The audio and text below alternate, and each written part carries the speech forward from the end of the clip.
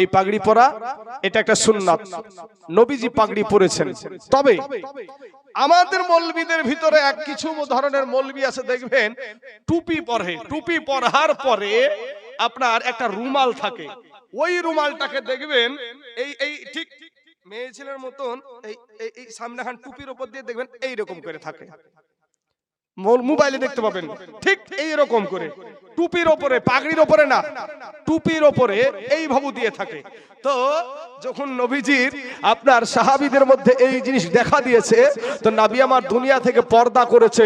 তো সাহাবী বলছেন, ও তোমরা শুনো, তোমরা আজকে যেইভাবে ঘুমটা দিয়ে এসেছো, মেয়ে ছেলের মতন ঘুমটা পরে এসেছো, এই জিনিসটা দেখে আমার মনে পড়ে গেল খয়বারের যুদ্ধের কথা।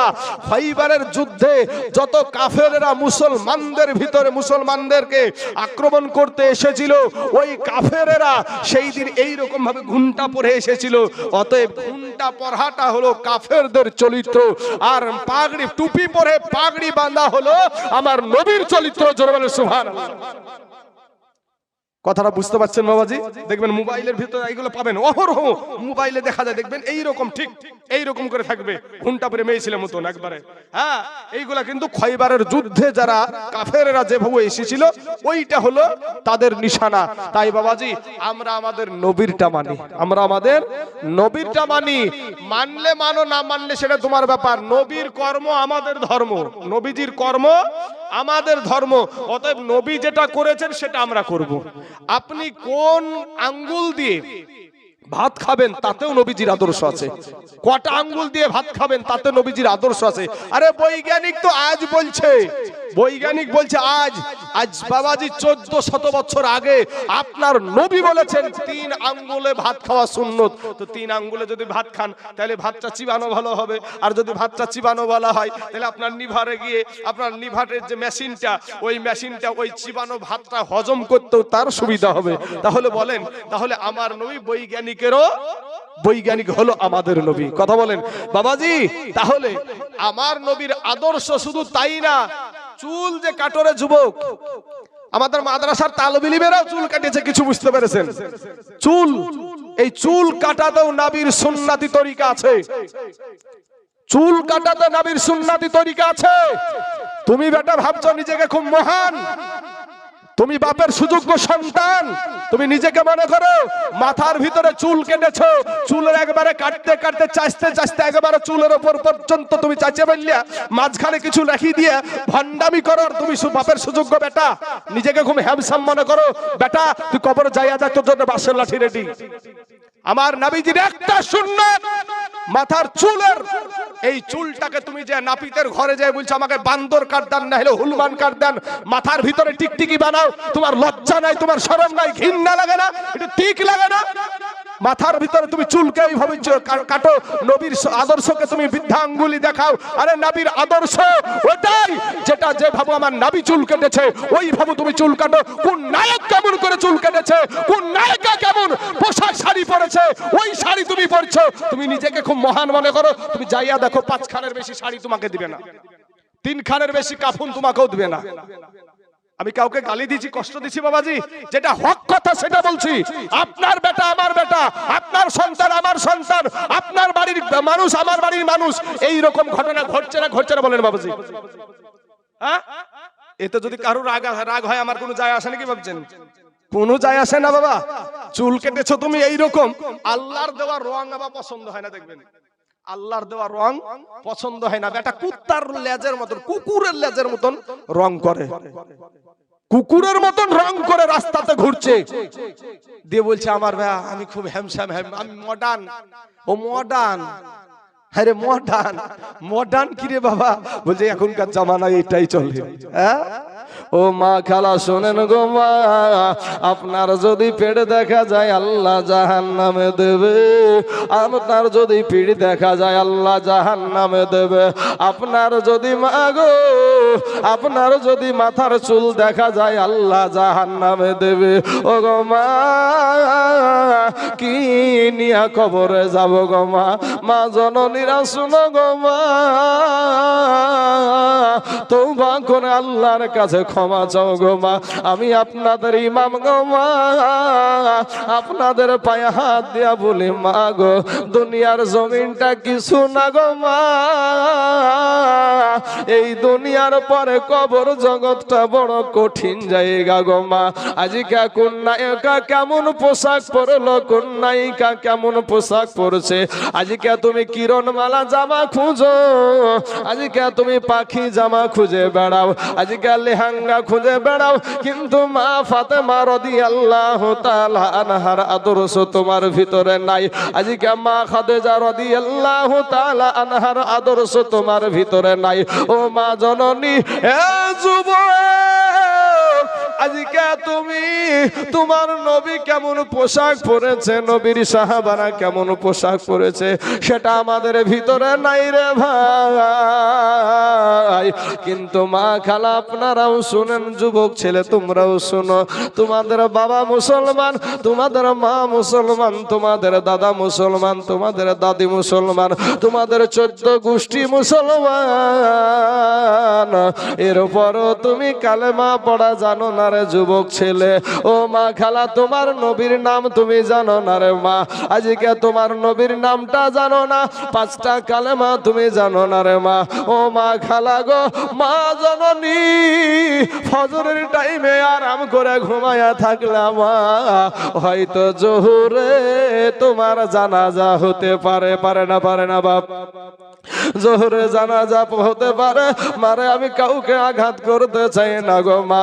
ও মা জননীরা, ও আমার মুসল্লিগণ, আব্বা জানেরা গো, আপনারা আপনাদের সন্তানকে আপনারা শাসন করেন, আল্লাহর নবীর আদর্শই চুল কাটান, আল্লাহর নবীর আদর্শতে পোশাক পরান, আল্লাহর নবীর আদর্শই দুনিয়া করানোর মতন চেষ্টা করেন। সেখানে বাবাজি, এ মুসলমান, আমার দুনিয়ার জমিনে বাপ এমনও মানুষ আছে গো বাবা, যে আমাকে কেউ কিন্তু এটা কষ্ট নেবেন না বাবা, আমার একটা সন্তান, কোন মানুষ চাইছে আমার একটা সন্তান আমি মারবো কি করে, আমার আল্লাহ একটা বিটি দিয়েছে, আমি কি করে শাসন করব, ছেড়ে দিলেন বিটির যা ইচ্ছা তাই করছে, একটা বেটা যা ইচ্ছা তাই করছে। কিন্তু মুসলমান ভাই, ও মা খালা গো, আমার নবীজির একটা বেটাও ছিল না, সবগুলা বিটি, জোরে বলেন সুবহানাল্লাহ। 4টা বিটি ছিল, বেটা যেগুলা হয়েছিল আল্লাহ দুনিয়া থেকে নিয়েছিল বাবা। মা রুকাইয়া, এ বাবাজি, আমার নবীর বিটির নাম একটা হলো রুকাইয়া, একটা হলো জৌনাব, একটা হলো বাবাজি আপনার উম্মে কুলসুম, আর একটা হলো মা ফাতেমা। ওই আদর্শ আজকে মা জননী তোমার হওয়ার দরকার। মা গো, আমার মা, যেই মা জননী আমাকে 10 মাস পেটে রেখেছে রে মা, যার যেই মা জননীর পেটখানে আমাকে জায়গা দিয়েছিল, আমার মতন তাইজুল ইসলামকে যেই রাস্তায় আমাকে আমার মা শিক্ষা করিয়েছে, আমার বাবা আমাকে যেই রাস্তায় শিক্ষা করিয়েছে, আমার মুসল্লিরা শুনেন গো, মা খালারা দুনিয়া ছাড়তে পারি রে মা, আমার জনম দুঃখিনী মা জননীকে ছাড়তে রাজি না, আমার মাকে ফেলতে রাজি নাই রে ভাই, কারণ আমার মা আমাকে 10 মাস পেটে ধরেছে, 2 বছর বুকে ধরেছে, আমার পেশাব পায়খানা আমার মা পরিষ্কার করে দিয়েছে। এর মুসলমান যুবকেরা, আজ কত মাকে তুমি গালি দাও, কষ্ট দাও, তোমার মায়ের গায়ে হাত তুলো, এরকম মুসল্লি বাবাজি আমাদের এই এলাকাতে আছে। এ মুসল্লি বাবাজি গো, আপনাদের দেশে বাবা একটা কথা বলে যায়, আপনাদের দেশের একটা ছেলে নার্সিং হোমে থাকে, যার নাম হলো মনিরুল ইসলাম, আমার হাইতুল্লাহ চাচার বেটা। ওকে জিজ্ঞাসা করেছিলাম, ভাই আপনারা তো সিজার করেন, সিজার করতে গিয়ে মা জননীর কেমন কষ্ট হয়? ওই মনিরুল ছেলেটা, হাইতুল্লাহ চাচার বেটাটা একটা আমাকে ছবি দিয়েছিল বাপ, ওই ছবিটাই দেখলাম মা জননীর যেই জায়গাটা বাবা এতটুক কাটে না রে যুবক, মোটামুটি এতটা জায়গা মা জননীর কেটে ফেলে।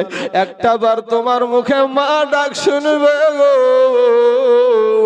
একটা বার তার স্বামীকে তোমার মুখ থেকে আব্বু ডাক শোনাবে। আজ তুমি বড় হইয়া সেই মাকে প্রাধান্য দিলা না, সেই আব্বাকে প্রাধান্য দিলা না। তোমার মতন হারামখোর সন্তান, তোমার মতন হারামখোর সন্তান তুমি কপাল পোড়া ছাড়া আর কিছু হতে পারো না। এর মুসলমান যুবক, যেই বাপ মাকে কষ্ট দিলা, মায়ের মনে চোখের পানি ঝরাইলা, আজকে তুমি ভাবছো আমি খুব মহান, আমি খুব মডার্ন। তুমি কেমন মডার্ন জানো?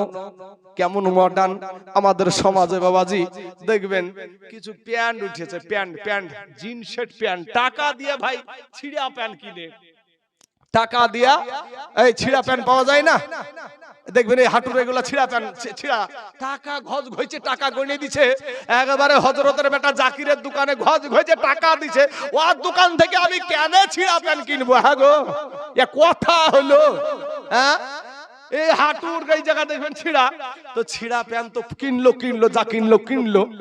এই প্যান্টটা কিনার পরে ভাই যারা ওই প্যান্ট জিন্সের প্যান্ট যারা পরছো, বলো তো তুমি বসে আরাম করে পেশাব করতে পারা যাবে? যদিও বাবাজি এই যে ভাবু এই যে ভাবু উঠে বসে না, দুই পায়ে ঘিরে বসে, ওই ভাবু যদি বসে, যেমন ভুইলিলায় যখন ভুইলিয়ে যখন যে ভাবু বসে, ভুইলিলা না করে বসাই না করে যদি বসে, এই বসাতে দেখবেন ওই জিন্সের প্যান্ট গুলাই আপনার পিছন দিয়ে যদি গেঞ্জি টেঞ্জি না থাকে, গেঞ্জি টেঞ্জি যদি না থাকে তো দেখবেন পিছন দিয়ে তাকাবেন তো আটলান্টিক মহাসাগরের গর্ত পর্যন্ত দেখা যাবে। ওটা তো বাবাজি হইলো দেখবেন সামনের দিক থেকে যদি গেঞ্জি না থাকে, সামনের দিকে নামতে সুন্দর বন পার করিয়ে বাবাজি খিলেন পর্যন্ত পার হয়ে যাবে, এরকম মনে হয়। আছে না নাই?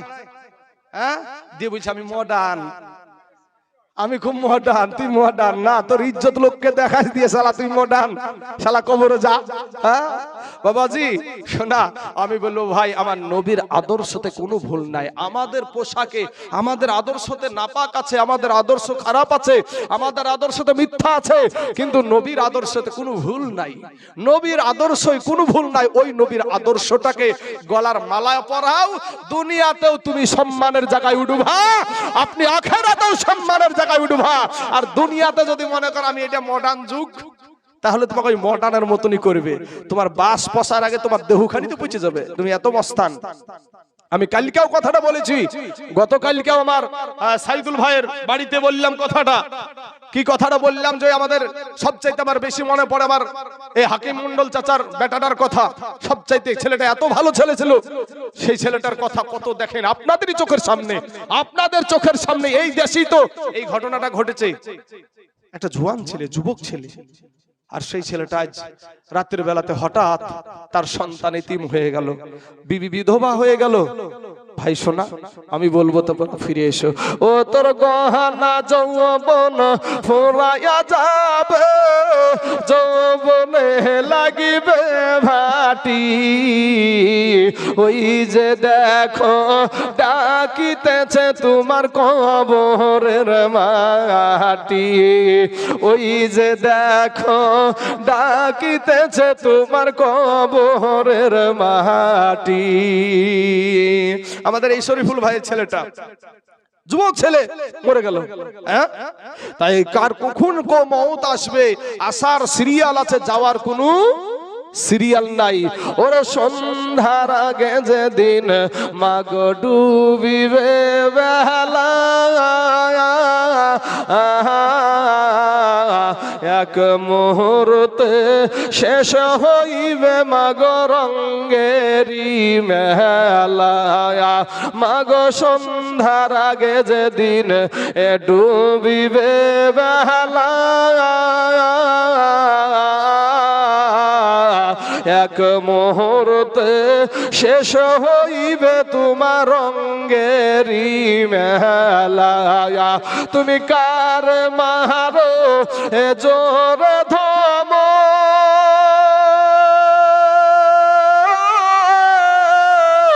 কার মাথায় ভাঙিবা লাঠি যুবক, কার মারো জোর ধমক, কার মাথায় ভাঙিবা লাঠি।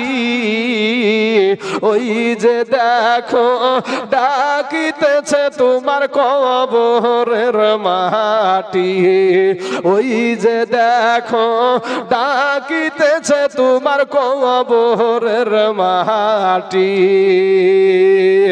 ওরে ঘুইরা মরো তুমি এই মায়ারি পিছে,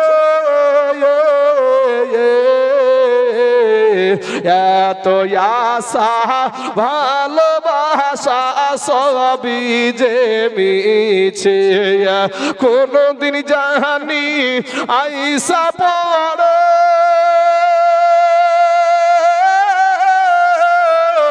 আজরাইলের হাতের চিঠি বাবু, কোনদিন জানি আইসা পড়ে আজরাইলের হাতের চিঠি।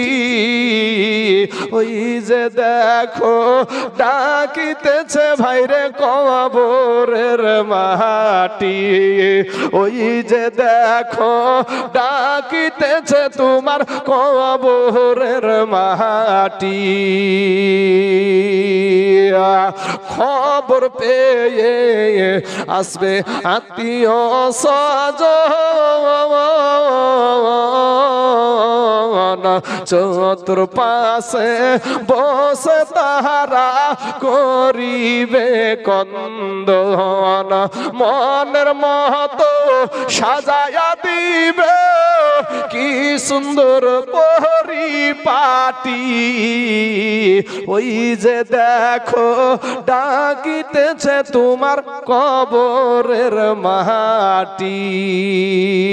মুসলমান বাবাজিরা, আমার ভাই জানেরা, আমার আব্বা জানেরা, আমার পর্দার আড়ালের মা খালাগো, আমি সংক্ষিপ্ত আকারে মায়েদেরকে নিয়ে একটা কথা বলি যে এখানে যতগুলা পুরুষ বসে আছে, কিয়ামতের দিন আল্লাহ যদি বলে যে আল্লাহ গো, আল্লাহ যদি বলে বান্দা বান্দিরা পৃথিবীর বুকে সবচাইতে ইসলামের জন্য সর্বপ্রথম শহীদ কেউ হয়েছিল, সে সামনে এসো।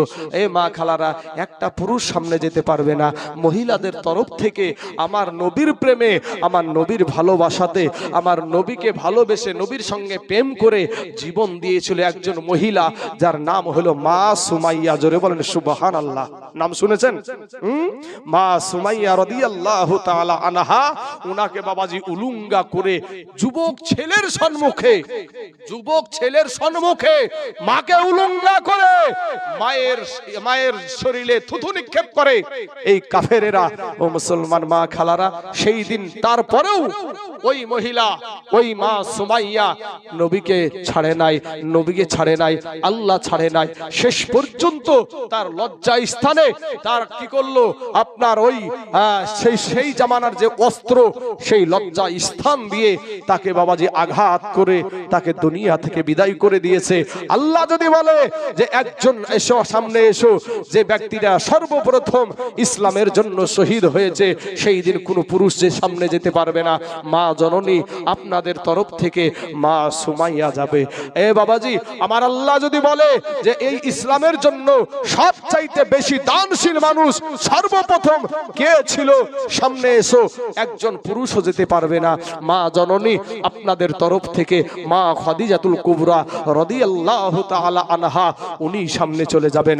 এরপরে যদি আমার আল্লাহ প্রশ্ন করে, আমার আল্লাহ যদি ডাক দেয় যে এই ইসলামের জন্য সর্বপ্রথম কে ইসলাম ধর্ম কবুল করেছে, সেই ব্যক্তিটা সামনে এসো, পুরুষদের তরফ থেকে একজনও যেতে পারবে না।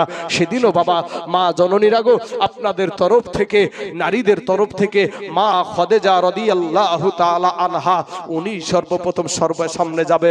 আমার মা জননীরা শুনেন, মা আমার নবী যখন নবী বলছেন, ওগো আমার খাদিজা, আমার বাবা নাই, আমার মা নাই, আমাকে তো আল্লাহ পাক কালেমার দাওয়াত দিতে বলেছে, আমার এই কালেমার দাওয়াত কে গ্রহণ করবে, কে গ্রহণ করবে, বড় টেনশনে আছি, চিন্তাতে আছি। মা খাদিজা বলছেন, ইয়া রাসূলুল্লাহ, ইয়া হাবিবাল্লাহ, নবী গো, আমি আপনার বিবি খাদিজা, আমি আপনার প্রথম বিবি, আপনার প্রথম বিবি, ওগো ওগো আমার নবী, আপনাকে একটা কথা বলে দিই, পৃথিবীর কে আপনাকে নবী বলে মানলো কি মানলো না এটা আমার দেখার দরকার নাই। সর্বপ্রথম আমি খাদিজাকে আপনি কালেমা পড়ায়া মুসলমান বানিয়ে নিন। সাথে সাথে কালেমা পড়ে মুসলমান হয়ে গেলেন, আমার নবীজি খুশি হয়ে গেলেন। জোরে বলুন সুবহানাল্লাহ। আমার নবী খুশি। বাবাজি, আমার সোনামানিকেরা, আমার আব্বা জানেন, আমার ভাই জানেন, মা খালারা গো, আপনাদেরকে বলবো আজকের রাত্রিটা কেউ অবহেলায় কাটাবেন না। আপনারা দুই রাকাত করে নামাজ পড়বেন। কয় রাকাত? সালাতুত তাসবিহ 4 রাকাত, সেটা শিক্ষা দেওয়া হয়ে গেছে। আর বাদ বাকি যারা ভাবছেন যে নফল ইবাদত করব, তো নফল ইবাদতের জন্য আপনারা দুই রাকাত করে নামাজ পড়বেন। 2 রাকাত নিয়াত নফল ইবাদত, মানে নফল নিয়াত। আমি 2 রাকাত নফল নামাজ পড়ছি, কাবা শরীফের দিকে মুখ করি, আল্লাহু আকবার। আর যদি আরবিতে জানা থাকে তাহলে তো জানেনই, নাওয়াইতু আন উসাল্লি লিল্লাহি তাআলা রাকাতাই সালাতিন নাফলি মুতাওয়াজ্জিহান ইলা জিহাতিল কাবাতি শরীফাতি, আল্লাহু আকবার। এটা আরবিতে। যদি আপনি আরবি না জানেন, বলবেন আমি 2 রাকাত নফল নামাজ পড়ছি, কাবা শরীফের দিকে মুখ করি, আল্লাহু আকবার। এইভাবে আপনি 2 রাকাত 4 রাকাত পর পর আপনি আল্লাহর কাছে হাত তুলে দোয়া করবেন। আল্লাহকে বলবেন আপনার যা ইচ্ছা, আপনার মনের যা বাসনা আছে, আপনার আল্লাহকে বলেন। ওই আল্লাহ পাক আজকের রাত্রিতে আপনার দোয়া কবুল করার জন্য আমার আল্লাহ অপেক্ষায় আছে। জোরে বলেন সুবহানাল্লাহ। তার বান্দাদেরকে ক্ষমা করার জন্য আল্লাহ ডাকতেছে আজকের রাত্রিতে। তাই আজকের রাত্রিতে আমার আল্লাহকে ডাকুন। মুসলমান যুবক ভাইরা একটু জিকির করেন, লা ইলাহা ইল্লাল্লাহ, লা ইলাহা, মোহাব্বতে পড়েন, লা ইলাহা। ওই মুসলিম ভাই, লা ইলাহা ইল্লাল্লাহ, লা ইলাহা ইল্লাল্লাহ, লা ইলাহা ইল্লাল্লাহ, লা ইলাহা ইল্লাল্লাহ, লা ইলাহা ইল্লাল্লাহ, লা ইলাহা ইল্লাল্লাহ। পড়েন, লা ইলাহা।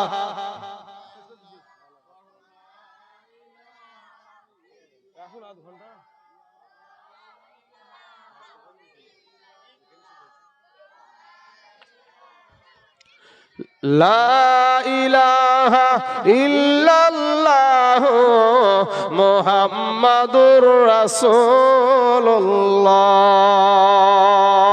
সাল্লাল্লাহু আলাইহি ওয়াসাল্লাম।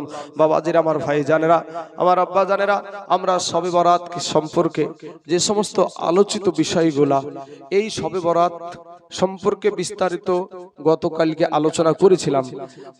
আমি আলোচনা করেছিলাম এই শবে বরাতকে ভাই অনেক জনা অনেক কথা বলবে। আপনাদেরকে এইটা বলি যে অনেক জনা অনেক কথা বলবে, কিন্তু আপনারা কেউ এটাতে কোনো কান দিবেন না। শবে বরাত মা খালারা হালুয়া রুটি করেছেন গো, এই আমার মুসল্লিরা শুনেন, হালুয়া রুটি করেছেন। হাইলিয়া রুটি খাবো, খাইয়া কার বাড়ি যাবো? হাইলিয়া রুটি খাবো এই দেশ থেকে, তারপর যাবো। হালুয়া রুটি করবেন, আপনার পাশকার বাড়ির মানুষকে দিবেন। পাশকার মানুষকে, যারা নিন্দা করার কাজ হলো নিন্দা, যার কাজ হলো নিন্দা করে বেড়ায় নিয়ে, সে ওটাই করবে। কিন্তু মা বেশি বেশি করে হালিয়া রুটি করবেন। হালুয়াতে থাকে কি? আটা, হালুয়াতে থাকে দুধ, হালুয়াতে থাকে মশলা, হালুয়াতে থাকে আপনার চিনি, হালুয়াতে থাকে ঘি। কি থাকে? কুত্তার পেটে ঘি সহ্য হয়? কুত্তার পেটে ঘি সহ্য হয়? হয় না। তাহলে আমরা ওই হালুয়া, নবীর কাছে হালুয়া সুন্নাত, হালুয়া খাওয়া সুন্নাত, মধু খাওয়া সুন্নাত। তো হালুয়া যদি আমরা খাই, সেটা নবীর সুন্নাত পালন করা হবে। মা খালারা, আপনারা বেশি করে হাড়ি বুঝাই করিয়া হাইলিয়া রুটি করবেন। হাইলিয়া রুটি করে মানুষকে খাওয়ান, আপনি যত পারেন মানুষকে খাওয়ান, কোনো ব্যাপার না, খাওয়ার অভাব নাই বাবাজি। এখন আমাদের কিসের অভাব গো বাপ? কিসের অভাব? যাদের অভাব আছে, এ মুসলমান বাবাজি আমার ভাইয়েরা, আপনারা আরেকটা জিনিস করবেন। যদি যারা আপনার পাশে দেখতে পাচ্ছেন যে এরা অভাবী ব্যক্তি, আপনার তরফ থেকে জাকাত বের করবেন। সামনে আমাদের রমজান আসছে, এই রমজানে জাকাত বের করবেন। জাকাতের টাকাটা আপনার জন্য হালাল না, জাকাতের টাকাটা আপনার জন্য খাওয়াটা হালাল হবে না। ওই টাকাটা হলো গরিব দুঃখিনী এতিমদের, গরিব দুঃখিনী এতিমদের হক ওইটা যেন আপনি খাবেন না। আপনার যেটা জাকাত হবে ওই জাকাতটা বের করে আপনি সেই গরিবদেরকে আপনি দিয়ে দিবেন। আপনার মাঠের ফসল যেগুলো তুলবেন, যেমন এখন উঠছে রাইটা উঠছে না, উত্তর দিনাজপুর বিহারে গেলছি বাবাজি, ওখানে যে তরি, চাচা তরি, রায়কে তরি বলে। তা আমি জানি না যে তরি কি রে বাবা, হ্যাঁ তরি যে কি আমি আর বুঝিনি। বুঝছে 10 কেজি তরি দিল, আমি 10 কেজি তরি কি রে বাবা, তরি বুঝে তরকারি বরকারি লিখে দিছে নাকি। শেষ বেলায় বলছে যে আপনাদের দেশে ওইটাকে রাই বলে। তো আমি বুঝতে পারলাম যে রাই মানে হলো তরি। তো আপনাদের এলাকায় যাদের জমিতে রাই বুনেছেন, এই রায়ের একটা আপনার অসুর আছে, এই অসুরটা কিন্তু আপনার হক না বাপ। রায়ের যে অসুরটা এটা আপনার হক না, এই অসুরটা আপনি বের করে আপনি গরিব দুঃখীর মাঝে বিলীন করে দিবেন। মাদ্রাসা, গরিব দুঃখী এতিম যারা আপনারা জানেন, এগুলা তো আর শিক্ষা দেওয়ার দরকার নাই। তারপরে এই দেখেন সামনে গম উঠবে, গম আপনি কি করবেন, দেখা গেল এর ভিতরে বাবাজি দুইটা রকম নিয়ম আছে, দুইটা নিয়ম আছে। একটা নিয়ম হলো নিজে ছাঁচ দিয়ে, মানে মেশিনের ছাঁচ দিয়ে একটা নিয়ম আছে, আর আসমান থেকে পানি হওয়ার দিক থেকে একটা নিয়ম আছে। তাহলে দুইটা নিয়ম আছে। তো আসমানের জমি যদি আপনি নিজের মেশিন থেকে করেন, নিজের মেশিনে আপনি ফসলটা ফলালেন, দেখা গেল আপনার 1 মুন ভুট্টা হলো, 1 মুন ভুট্টা হলো। এই ভুট্টার আরেকটা নাম হচ্ছে মাকাই। কি নাম? মাকাই। এই নামগুলা শিখলাম বাবাজি ওই বাইরে যাইয়া, ও মাকাই করে, আমি আর বুঝি না মাকাই কি রে ভাই, বলে 1 কুইন্টাল মাকাই দিলাম, মাকাই কি রে ভাই, মাকাই কি বুঝি আপনাদের দেশে ভুট্টিয়া বলে। তো আমি বুঝলাম যে ভুট্টিয়া মানে মাকাই। তো দেখা গেল আপনার জমিতে, এটা শিক্ষা দেওয়ার জন্য আমি এটা বোঝাচ্ছি, একটা জমিতে তো আর 1 মুন ভুট্টা হবে না। তো দেখা গেল 1 মুন ভুট্টা হলো। এবার আপনাকে ওই 1 মুন ভুট্টা এই 1 কুইন্টালে, এক কথায় 1 কুইন্টাল মালে 5 কেজি আপনাকে বের করতে হবে, 5 কেজি বের করে আলাদা করতে হবে, কারণ ওটা আপনার হক না, ওটা আপনার হক না। এই জিনিসটা এবার দেখা গেল মেশিনের পানি লাগলো না, মেশিনের পানি লাগলো না। এবার আপনি আসমানের পানিতে, এবার দেখেন যারা ধান লাগিয়েছিলেন, এবার আমরা যারা ধান লাগাইছিলাম বর্ষার ধান, যখন পানির প্রয়োজন হয়েছে ধানে, তখনই কিন্তু আসমান থেকে পানি আল্লাহ বর্ষণ করেছে। জোরে বলেন সুবহানাল্লাহ। এবার ধানে খুব ফসল হয়েছে, কজনা জাকাত দিয়ে বলেন তো ফসলের অসুর বের করেছেন? বাবাজি ওই যে অসুরগুলা খালেন, ওটা তো আপনার হক ছিল না। অসুরের মালগুলা আল্লাহর পানিতে যদি হয়, তাহলে আপনাকে 1 কুইন্টালে 10 কেজি দিতে হবে, 1 কুইন্টালে 10 কেজি। আর যদি আপনার মেশিন দিয়ে যদি পানি চালিয়ে যদি আপনি আবাদ করেন, সেইখানে 1 কুইন্টালে 5 কেজি দিতে হবে। মা খালারা আপনারাও শিখে নিলেন বিষয়টা, যে 1 কুইন্টালে নিজের মেশিন দ্বারা যদি ফসলটা ফলাই 5 কেজি, আর আসমানের পানি দিয়ে যদি হয় তাহলে ওটা হবে 10 কেজি। মুসলমান যুবক ভাইয়ের, আমার আব্বা জানেরা, আমার পর্দার আড়ালের মা খালারা, যেটা আপনার হক সেটা আপনি খান, আপনাকে কেউ বাধা দিবে না, আপনার ওটা হবে হালাল। এই জবানটা আল্লাহর দান। যদি আল্লাহ আপনাকে বুবা করে পাঠিয়ে দিত, যেই জবানটাকে গীপত করতে গিয়ে নাপাক করলেন, ও যুবক ছেলেরা, এ আমার কালেমার ভাই, এ যুবক বন্ধুরা, তোমরা আমার বন্ধু, শোনো বন্ধু, তুমি আমার সাথে যখন ঠাট্টা এর কি সবই করছো বন্ধু, তোমাকে আমি বলি, এই জবানটা আল্লাহর দান। এই জবানটা দিয়ে যদি আমরা, এই জবানটাকে যদি আল্লাহ বুবা করে পাঠিয়ে দিত, এই জবানটা দিয়ে যদি আমাদেরকে আল্লাহ বুবা করে পাঠিয়ে দিত, পৃথিবীর এমন কোন ডাক্তার ছিল না, এমন কোন সার্জন ছিল না, এমন কোন MBBS ছিল না, এমন কোন বৈজ্ঞানিক ছিল না, কোন বৈজ্ঞানিকের বাবার ক্ষমতা ছিল না যে এই জবান দিয়ে তোমার কথা আবার বের করতে পারে। অতএব বাবাজি আমার ভাই, শোনা, তোমরা আমার মুসল্লি, তোমরা আমার বন্ধু, তোমরা আমার ভাই, তোমরা আমার বাপদক্ষী মানুষ, তোমাদেরকে বলবো এই জবানটা দিয়ে মিথ্যা কথা বলিও না। মিথ্যা কথা বলা কবিরা গুনাহ, গীপত করা কবিরা গুনাহ, মানুষের চুরি কেড়ে খাওয়া কবিরা গুনাহ, মানুষের ফসলের ক্ষতি করা কবিরা গুনাহ, মানুষের না বলে মানুষের গাছ থেকে আপনি মানুষের গাছ থেকে পাতা পেড়ে নিয়ে আসছেন, কবিরা গুনাহ করছেন। আপনি আপনার যা, এক কথায় আপনি যেইগুলা করছেন বাবাজি, ওইগুলো আপনার বিবেকও বলবে যে এগুলা ঠিক না। দেখবেন হঠাৎ করে খাসি মরিয়া যায়, আছে না সমাজে? হঠাৎ করে খাসি মরিয়া গেল, এখন লোকের সামনে তার বলতে পারছেন হ্যাঁ হ্যাঁ আমার খাসিটি মরে গেল, কিন্তু সারা জীবন লোকের ভিড় কাটছে আর লিসে খাওয়াচ্ছে, কাটছে আর লিসে খাওয়াচ্ছে, যেদিন মরে গেছে সেদিন ব্যাস যা হ্যাঁ যা আল্লাহ মরিয়া গেল। কিন্তু মূল্য যে কিসের জন্য? আল্লাহ তোমাকে ছাড় দেয় কিন্তু ছেড়ে, ঠিক আছে চাচা, আল্লাহ ছাড় দেয় কিন্তু ছেড়ে দিবে না। আমার আল্লাহ পাক কোরআনে বলছেন ফামা ইয়ামাল মিসকালা যাররাতিন খায়রান ইয়ারা ওয়া মা ইয়ামাল মিসকালা যাররাতিন শাররান ইয়ারা। আল্লাহ বলছেন যে আপনার যদি অনুপরিমাণ সরষা পরিমাণ যদি আপনি কোনো ভালো কাজ করেন সেটা কিয়ামতের দিন দেখানো হবে। কিন্তু আমাদের সমাজে কিছু আলেম আছে বলে যাররা যাররা হিসাব নেওয়া হবে। এবার যাররা যাররা যদি হিসাব নেওয়া হয় তাহলে আমরা পার হইতে পারবো গো চাচা? পার হওয়ার ক্ষমতা আছে? আমরা যে মালের মাল, আমরা যে মালের মাল, তো বাবাজি কোন দিক দিয়েছে বাবারে যাররা পরিমাণ। আজকে দিনের বেলাতে রোজা থেকেছি, এই রোজা থাকার পরেই যে আমরা সবগুলা যে ভালো কাজ করেছি এটাকে বললে কেউ বুকে হাত দিয়ে বলতে পারবো গো চাচা? হ্যাঁ বলতে পারবো না। মা খালা খুব সতর্ক করে মা জননী, রোজা রাখলে আপনারা সামনে রমজান মাসটা রোজা আসছে, এই রোজারা সৎ নিয়াতে সব সময় নিয়াতটা বিশুদ্ধ রাখবেন। নিয়াতের কারণে কাল কিয়ামতের মাঠে আল্লাহ পাক নিয়াতের উপরে বিচার করবে। নিয়াত কি? নিয়াতটা যেমন ইমাম হুসাইনকে শহীদ করলো কে? এজিদ, এজিদের সৈন্যবাহিনী। তো এজিদের হুকুম মোতাবিক কি হলো? শহীদ করলো। আচ্ছা বলেন তো, আমরা সবাই জানছি যে আল্লাহ হায়াত এবং মৌতের মালিক কে? আল্লাহ। তো ওখানে ইমাম হুসাইন যে শহীদ হবে আল্লাহ তো জানতো নাকি? আমার আল্লাহ জানতো।